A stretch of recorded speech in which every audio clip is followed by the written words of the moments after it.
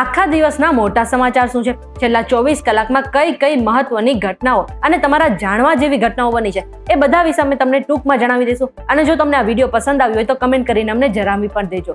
હવે શરૂઆત આપણે ગુજરાતથી કરીએ તો ગુજરાતમાં અત્યારે ગરમીનું આગમન થઈ ગયું છે અને એટલું જ નહીં, અત્યારે યલો એલર્ટ પણ આપી દેવામાં આવ્યું છે, ખાસ કરીને દરિયાઈ વિસ્તારમાં અને કચ્છ અને એ સિવાય દક્ષિણ ગુજરાતના જેટલા પણ વિસ્તારો છે ત્યાં આવનાર 2 થી 3 દિવસ માટે ગરમીનું યલો એલર્ટ આપવામાં આવ્યું છે.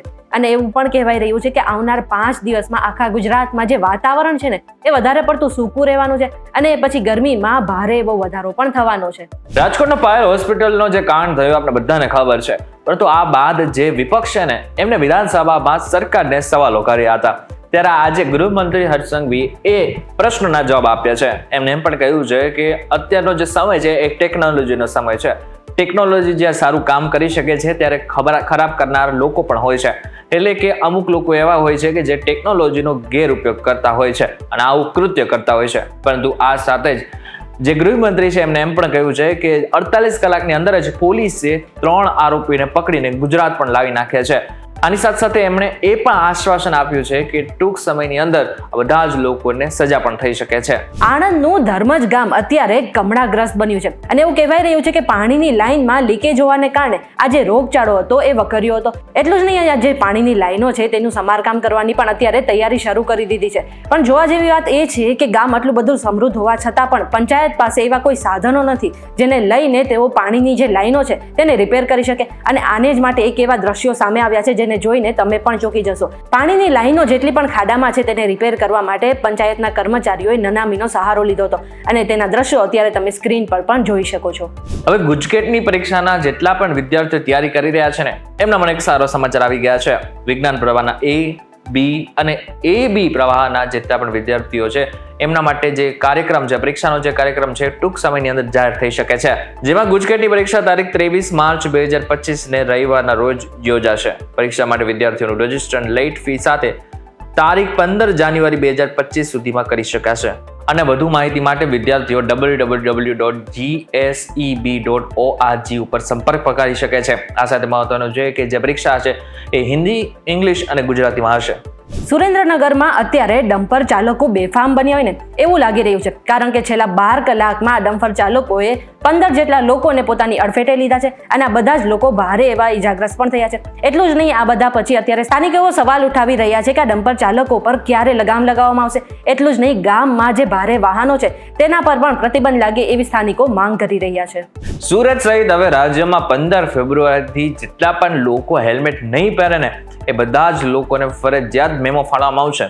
આ સાથે મહત્વનું છે કે સુરતમાં 8 દિવસની અંદર 56,000 રૂપિયા સુધીનો જે દંડ છે ને એ પણ ફટકારી નાખવામાં આવ્યો છે. પરંતુ આ સાથે મહત્વનું છે કે ઘણા બધા લોકો ઉપર ડ્રોનથી નજર રાખવામાં આવી રહી છે. આ સાથે જ મહત્વનું છે કે એક વ્યક્તિ 5 વખત સેમ ભૂલ કરશે, એટલે કે હેલ્મેટ પહેર્યા વગર 5 વખત એના મેમા ફાટી ગયા હશે ને તો પછી 6ઠી વખત એનું લાયસન્સ પણ રદ કરવામાં આવી શકે છે.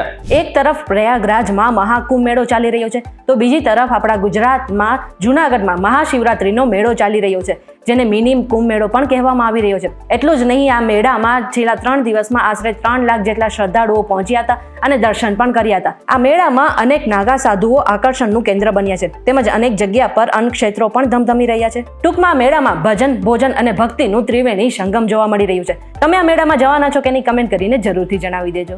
દેશમાં ખેડૂતોની થોડી મદદ થઈ શકે એટલા માટે થઈને મોદી સરકારે કિસાન સન્માન નિધિ નામની એક વસ્તુ ચલાવી છે, એક મુહિમ ચલાવી છે, જેમાં અત્યાર સુધી 18 હપ્તા કિસાન સુધી એટલે કે ખેડૂત સુધી પહોંચી ગયા છે. ત્યારે આજે 19મો હપ્તો પણ ખેડૂત સુધી પહોંચી ગયો છે. યોજનાનો 19મો હપ્તો આજે જમા થયો, જે અંતર્ગત દેશના 9 કરોડ 80 લાખ ખેડૂતોના ખાતામાં 22,700 કરોડ રૂપિયા જમા કરવામાં આવ્યા. કિસાન સન્માન નિધિ હેઠળ રાજ્યના 51,41,000 ખેડૂતોને ફાયદો થઈ રહ્યો છે. સરકારની યોજના હેઠળ ગુજરાતના ખેડૂતોને 1,148 કરોડ રૂપિયાની સહાય ચૂકવવામાં આવી. અને આની સાથે જ મોદી સરકારે આગળના સમયમાં પણ ખેડૂતોને આ જ રીતના મદદ કરવાની વાત પણ કરી નાખી છે. અત્યારે ચેમ્પિયન્સ ટ્રોફી સૌથી વધારે ચર્ચાનો વિષય છે અને આ જે ચેમ્પિયન્સ ટ્રોફી છે તેની યજમાની પાકિસ્તાન કરી રહ્યું છે. એવામાં ઘણા વિદેશી લોકો પણ અત્યારે પાકિસ્તાન પહોંચ્યા છે, પરંતુ અત્યારે તેમની સુરક્ષાને લઈને એક મોટો સવાલ ઊભો થયો છે. પાકિસ્તાનની ગુપ્ત એજન્સી પાકિસ્તાન ઇન્ટેલિજન્સ બ્યુરોએ એલર્ટ જારી કર્યું છે અને કહ્યું છે કે ઇસ્લામિક સ્ટેટ ખુરાસાન પ્રાંત એટલે કે ISKP કથિત રીતે પાકિસ્તાનમાં ICC ચેમ્પિયન્સ ટ્રોફી 2025માં ભાગ લેવા આવેલા વિદેશીઓને ટાર્ગેટ કરવાનો પ્લાન બનાવ્યો છે. અને ખાસ કરીને આ જે એજન્સી છે એ ચીની અને અરબ દેશોના લોકોને ટાર્ગેટ કરી શકે છે. એટલા માટે પાકિસ્તાન સુરક્ષા એજન્સીએ થોડુંક સતર્ક રહેવાની પણ જરૂર છે.